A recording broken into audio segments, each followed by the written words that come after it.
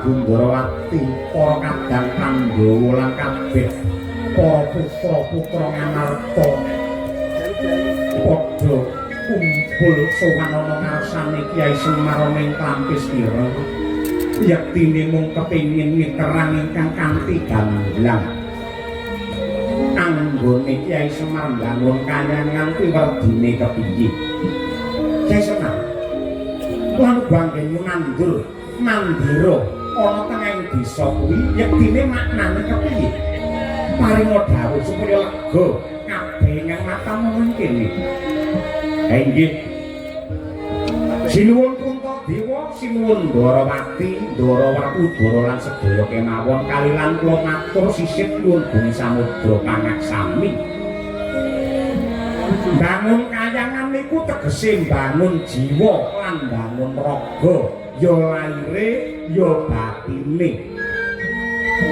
monggo sakmangke sami mawas diri ngresiki ati nek suci supados sedaya tebih saking bilahi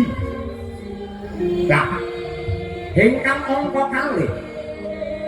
kula nandur wit ringin mboten kok pengin ngembari adeke negara Ngamarta niku babar pisan mboten ning niku nemu perlambang ringin ingkang dipager ana 5 supaya menungsa aja nganti lali dasare praja 5 perkara lan uga ora lali kelawan rukuning agama ingkang ana 5 dasare praja aja mung diapalake ning kudu diamalake mung tumindak ing saben dinane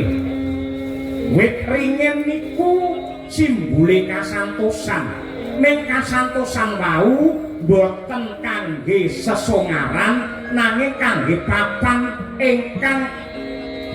nentremake rasa nentremake pikir